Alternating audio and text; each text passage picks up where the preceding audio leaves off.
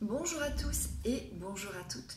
Je vais vous parler aujourd'hui d'une peur que je n'ai pas encore présentée, qui est la peur de perdre sa liberté ou la peur de devenir dépendante ou dépendant à l'autre.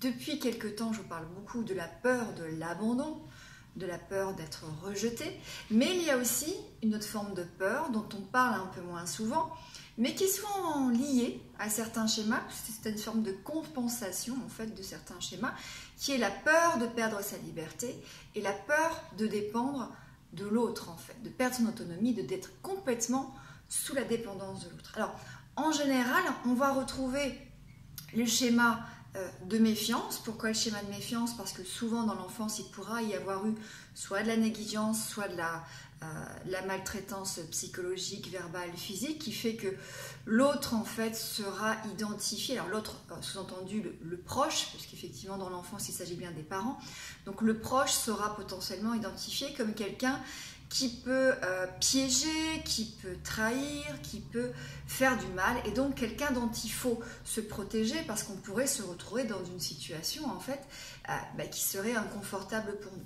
Donc il y aura le schéma de méfiance. On peut retrouver aussi le schéma abandon ou le schéma dépendance, dans le sens où on va venir compenser son schéma. On sait qu'en thérapie des schémas, il y a 3 types de comportements. Soit je reproduis mon schéma, je vais dans le sens de mon schéma, soit je fuis mon schéma, ou alors je compense mon schéma, c'est-à-dire je fais absolument le contraire de ce que me dit mon schéma. Voilà pourquoi dans les schémas d'abandon, on peut aussi retrouver des comportements de fuite où on va avoir peur de s'engager. Et là, effectivement, la peur de l'engagement va être motivée par la peur, par contre, d'être rejeté, d'être abandonné. Dans la peur de la liberté, de perdre sa liberté, pardon, on va retrouver des émotions et des comportements qui vont finalement être assez similaires. Enfin, certains comportements vont ressembler assez à celles qu'on va retrouver dans la blessure d'abandon. Par contre, les croyances vont être différentes. Au niveau des croyances, on peut retrouver des croyances comme l'autre va m'assouvir, l'autre va me faire perdre ma liberté, je vais me retrouver piégée, je vais plus pouvoir faire ce que je veux, si je m'engage, je vais perdre ma liberté, si je m'engage, je vais devoir me retrouver à faire des choses que j'ai pas envie de faire. Si je m'engage, ça veut dire que l'autre va pouvoir avoir un ascendant sur moi et qu'il va pouvoir en fait profiter de moi ou me faire du mal. Donc on a vraiment tous ces types de croyances, vous voyez, qui sont quand même différents de la blessure d'abandon, dans le sens où l'abandon, c'est plutôt de dire si je m'engage, je vais être rejeté, je ne suis pas aimable, donc je risque d'être rejeté ou d'être abandonné. Chez la personne qui a du mal à s'engager et qui a ce besoin un peu pathologique finalement d'autonomie, il y a une croyance qui est non pas je ne suis pas aimable, mais l'autre est quelqu'un de dangereux, potentiellement. L'autre est quelqu'un de dangereux, et quelqu'un donc qui peut potentiellement me faire du mal. On est vraiment là dans notre type de croyance. Par contre, c'est vrai qu'au niveau des émotions et des comportements, on peut retrouver des similarités. Alors au niveau des émotions, il va y avoir aussi cette peur et l'angoisse potentiellement. Quand on rentre en relation, on va pouvoir retrouver l'angoisse de l'engagement, justement, avec derrière toutes ces peurs de perdre sa liberté, de se retrouver piégé, de se retrouver dans une prison, de retrouver sous la coupe en fait de quelqu'un qui serait un peu omnipotent et qui aurait un espèce de pouvoir sur l'autre. Donc il y a vraiment toute cette peur d'être dépendant à l'autre. Donc forcément, il peut y avoir aussi beaucoup d'angoisse, comme pour la blessure d'abandon d'ailleurs, quand il va y avoir un engagement, quand on va rentrer en relation. On va retrouver aussi la colère. La colère peut s'exprimer dès qu'en fait la personne va se sentir dominée, asservie, ou qu'on a l'impression qu'on veut prendre l'ascendant sur elle, parce qu'effectivement, tout va être interprété dans sa vision du monde comme une prise de pouvoir sur elle et une possibilité de lui faire perdre sa liberté, de la piéger, de lui faire du mal. Donc il peut y avoir effectivement la colère, en tout cas des réactions de colère, agressivité ou peut-être aussi même de fuite, quand la personne va sentir ou va interpréter dans les comportements de l'autre une espèce de prise de pouvoir de l'autre ou une intention biaisée, parce que c'est vraiment une perception de la personne de prendre le pouvoir sur elle ou en tout cas d'essayer de la servir. On va retrouver aussi la honte, la culpabilité. Alors la honte, on peut la ressentir parce qu'effectivement, l'enfant aura peut-être eu honte du modèle parental, de ses parents, mais aussi de ce qu'il aura vécu dans son enfance, honte de ses parents aussi, dans ce qu'ils représentent, hein, de maltraitant, d'incapacité à se gérer, voilà, de cette incapacité à être stable.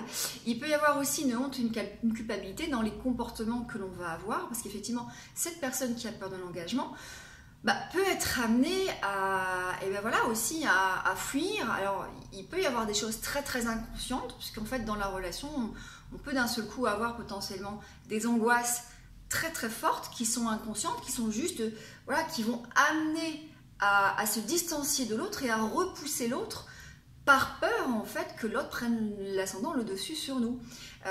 Et donc il peut y avoir forcément des comportements de rejet, de fuite, qui ne sont pas forcément voulus, parce que dans ce cas-là, la personne est potentiellement aime son conjoint, mais à la fois on a peur, parce qu'il peur qu'il prenne le dessus, ou peur qu'il voilà, qui l'enferme dans une espèce de cocon, de prison dorée. Donc il va y avoir aussi la culpabilité par rapport à ces comportements en fait. Hein. Il va y avoir aussi, alors je vous ai parlé de l'angoisse, alors la tristesse, il n'y a pas forcément, alors effectivement il peut y avoir de la tristesse quand la personne décide de couper la relation ou de rester seule, et encore une fois, c'est plutôt une personne qui va revendiquer son autonomie, revendiquer son indépendance, revendiquer le fait qu'elle sait se débrouiller seule et qu'elle a besoin de personne. Et pourtant, pour autant, intérieurement, il y a énormément besoin de l'autre. Mais il y a besoin de l'autre avec cette peur de l'autre. Donc il peut y avoir aussi effectivement la tristesse qui s'exprime un peu comme l'abandonnique finalement, quand il y aura un rejet, que ce soit inconscient ou une rupture qui soit plus consciente.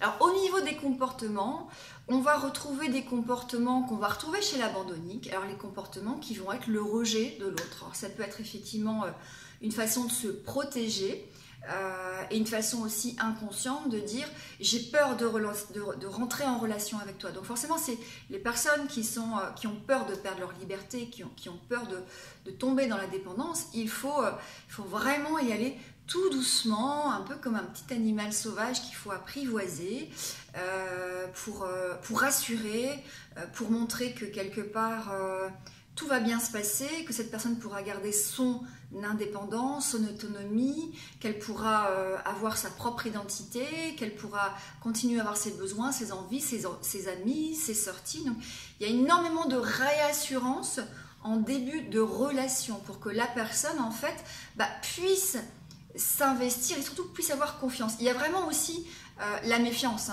et le problème de confiance chez la personne qui a peur de perdre sa liberté, c'est je ne fais pas confiance à l'autre parce que potentiellement l'autre peut devenir ma prison, donc je ne fais pas confiance à l'autre. Donc il faut vraiment avoir des comportements de réassurance pour que la personne puisse vraiment prendre confiance d'abord en l'autre et puis donc après avoir confiance en la relation.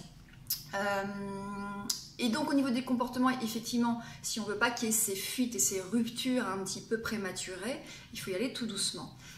Et il y a aussi effectivement l'agressivité, la colère, alors qui peut aussi forcément amener une forme de rejet, quand la personne va se sentir acculée par trop de demandes, acculée par trop d'attentes, acculée. Alors, quand la personne est rentrée en relation, c'est plus le problème. Une fois que la personne est en confiance, elle va se laisser aller et elle a compris que quoi qu'il arrive, alors elle sera tout le temps sur une espèce je pense à une dame que j'accompagne et qui est tout le temps sur son qui-vive en fait. Elle fait attention et c'est là où il peut y avoir une forme d'agressivité, c'est qu'il peut y avoir un recadrage régulier du conjoint pour dire attention, t'es pas à l'abri que je parte en fait, va pas trop loin, m'accule pas, m'en demande pas trop, ou t'es pas à l'abri que voilà. Il y a un recadrage, le recadrage qui est de dire en gros tu n'auras pas le pouvoir sur moi parce que dans tous les cas je souhaite rester libre, je souhaite rester totalement indépendante. Et d'ailleurs ces personnes vont faire en sorte de rester indépendantes. Alors parfois elles vont apprécier d'être chacun chez soi. Au niveau du compte commun, il peut y avoir effectivement des comptes séparés. Voilà, il y a tout un tas décisions communes qui vont être prises dans le couple, qui sont aussi quelque part faites pour protéger la personne qui a peur de s'engager. Je vois que j'ai déjà 10 minutes, je voulais faire une petite vidéo courte. Donc voilà, donc c'était important, je pense, de vous parler aussi des comportements, enfin des comportements antinomiques à certains schémas, puisqu'effectivement dans certains schémas, on va retrouver des comportements qui semblent penser qu'il n'y a justement pas une rupture une blessure d'abandon, mais que justement on ne veut pas s'engager parce qu'on a peur d'être dépendant. Ça peut être une compensation du schéma abandon, ça peut être le schéma de méfiance, parce qu'effectivement dans le schéma de méfiance on sait qu'il peut y avoir eu des maltraitances et la personne est extrêmement vigilante et méfiante vis-à-vis des autres et forcément aussi vis-à-vis du conjoint, donc du sexe opposé potentiellement.